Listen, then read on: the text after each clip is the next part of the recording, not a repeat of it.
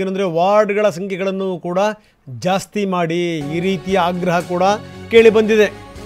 ಒಂದು 365ಕ್ಕೆ ಅದನ್ನು ಹೆಚ್ಚಿ ಗ್ರೇಟರ್ ಬೆಂಗಳೂರು ಮಾಡಿದ್ದೀವಿ, ಹೀಗಾಗಿ ವಾರ್ಡ್ಗಳ ಸಂಖ್ಯೆನೂ ಕೂಡ ಜಾಸ್ತಿ ಆಗಲಿ. ಆಯಾ ಭಾಗದಲ್ಲಿ ಬೇರೆ ಬೇರೆ ವಾರ್ಡ್ಗಳ ಸಂಖ್ಯೆಯನ್ನು ಹೆಚ್ಚಿಸುವಂಥ ಪ್ರಯತ್ನಗಳಾಗಿತ್ತು, ಬೇರೆ ಬೇರೆ ಹೆಸರುಗಳನ್ನು ಕೂಡ ಇಟ್ಟಿದ್ರು. ಅದನ್ನು 365ಕ್ಕೆ ತನ್ನಿ. ಇದು ನಿನ್ನೆ MLAಗಳ ಸಭೆಯಲ್ಲೂ ಕೂಡ ಇದು ಚರ್ಚೆಗೆ ಬಂದಿದೆ ಈ ವಿಷಯ.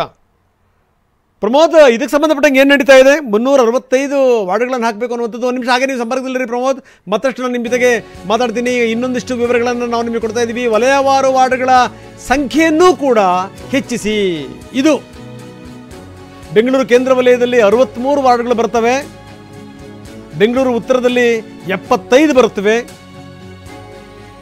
ಇನ್ನು ಬೆಂಗಳೂರು ದಕ್ಷಿಣ ವಲಯದಲ್ಲಿ 75 ವಾರ್ಡ್ಗಳು ಬರ್ತವೆ, ಇನ್ನು ಕೇಂದ್ರದಲ್ಲಿ ಪೂರ್ವ ವಲಯದಲ್ಲಿ 102 ವಾರ್ಡ್ಗಳು ಬರ್ತವೆ. ಬೆಂಗಳೂರು ಪಶ್ಚಿಮ ವಲಯದಲ್ಲಿ ಇರುವಂಥ ವಾರ್ಡ್ಗಳ ಸಂಖ್ಯೆ 50. ಇದು ಹೆಂಗೆ ಅಂತಂದರೆ 16-17 ಸಾವಿರ ಜನ ಆಗಬೇಕು. ಸೊ ಅದನ್ನು ಕನ್ಸಿಡರ್ ಮಾಡಿ ಈ ರೀತಿ ಮಾಡಿರುವಂಥದ್ದು. ಪ್ರಮೋದ್, ಈ ವಾರ್ಡ್ಗಳ ಸಂಖ್ಯೆಯನ್ನು ಹೆಚ್ಚಿಸುವಂಥ ವಿಚಾರಕ್ಕೆ ಸಂಬಂಧಪಟ್ಟಂಗೆ ಏನು ನಡೀತಾ ಇದೆ? ರಂಗನಾಥ್, ಈಗಾಗಲೇ ಈಗ ಏನು ವಾರ್ಡ್ಗಳ ವಿವರ ಬರ್ತಾ ಇದೆ, ಈ ವಿವರಗಳನ್ನು ನೋಡೋದಾದ್ರೆ ಹಾಲಿ ಇರುವಂಥ BBMPಯ 198 ವಾರ್ಡ್ಗಳನ್ನು ವಿಭಜಿಸಿ ಈ ಒಂದು ಲೆಕ್ಕಾಚಾರವನ್ನು ಮಾಡಲಾಗಿದೆ. ಆದರೆ ಈಗ GBA ಕಾನೂನಲ್ಲಿ ಅಥವಾ GBA ಹೊಸ ಲಾ ಏನಿದೆ, ಇದರ ಪ್ರಕಾರ, ಈ ಕಾಯ್ದೆಯ ಪ್ರಕಾರ ಸುಮಾರು 500 ವಾರ್ಡ್ಗಳನ್ನು ಸೃಷ್ಟಿ ಮಾಡೋದಕ್ಕೆ ಅವಕಾಶ ಇದೆ. 500 ವಾರ್ಡ್ಗಳ ರಚನೆಗೆ ಈ ಒಂದು ಕಾನೂನಲ್ಲಿ ಅವಕಾಶ ಇದೆ.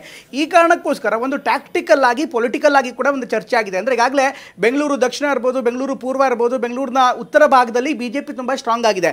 ಅದನ್ನು ಹೊರತಾಗಿ ಬೆಂಗಳೂರು ಕೇಂದ್ರ ಮತ್ತು ಬೆಂಗಳೂರು ಪಶ್ಚಿಮದಲ್ಲಿ ಕಾಂಗ್ರೆಸ್ನ ಹಿಡಿತ ಜಾಸ್ತಿ ಇದೆ. ಯಾಕೆಂದರೆ ಡೆಮೋಗ್ರಫಿ ಕಾರಣದಿಂದ ಇರ್ಬೋದು, ಜೊತೆಗೆ ಸಾಂಪ್ರದಾಯಿಕ ಮತಗಳಿಂದ ಕಾರಣದಿಂದ ಇರ್ಬೋದು. ಈ ಕಾರಣಕ್ಕೋಸ್ಕರ ಅನೇಕ ಶಾಸಕರು ಏನು ಹೇಳ್ತಾ ಇದ್ದಾರೆ, ಹೆಚ್ಚಿನ ಸಂಖ್ಯೆಯನ್ನು ಗೆಲ್ಲೋದಕ್ಕೆ ಅಥವಾ ಹೆಚ್ಚಿನ ಸೀಟ್ಗಳನ್ನು ಗೆಲ್ಲೋದಕ್ಕೆ ನಾವು ಟ್ಯಾಕ್ಟಿಕಲಿ ಒಂದು ಸ್ಟ್ರಾಟಜಿಯನ್ನು ಮಾಡಬೇಕಾಗಿದೆ, ಹೆಚ್ಚಿನ ವಾರ್ಡ್ಗಳನ್ನು ನಿರ್ಮಾಣ ಮಾಡಬೇಕಾಗಿದೆ ಅನ್ನುವಂಥ ಮಾಹಿತಿಯನ್ನು ಕೂಡ ಮುಖ್ಯಮಂತ್ರಿಗಳಿಗೆ ಕೊಟ್ಟಿದ್ದಾರೆ.